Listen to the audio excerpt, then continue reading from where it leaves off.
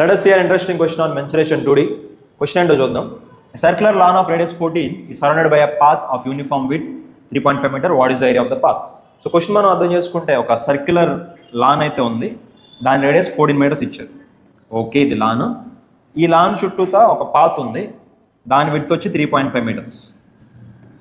Okay, మనం కనుక్కోవాల్సింది ఈ path యొక్క ఏరియా అనమాట. Okay, this one. అది ఎలా వస్తుంది? Very simple.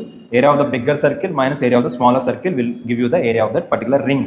Okay, so small area of the ring formula is very simple. Pi into bigger radius square minus small radius square.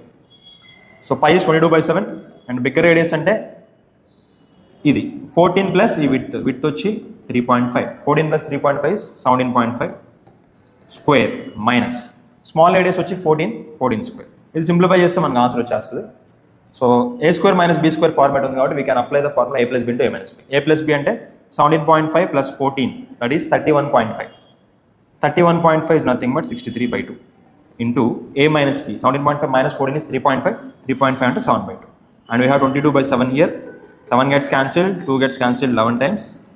63 into 11, 630 plus 63, 693/2. 693లో half ఎంత? ఎక్కువ కష్టపడక్కర్లా. 600లో half 300. ఇవన్నీ కూడా 300 కంటే చిన్న ఆప్షన్సే, 300 కంటే పెద్ద ఆప్షన్ ఒకటి.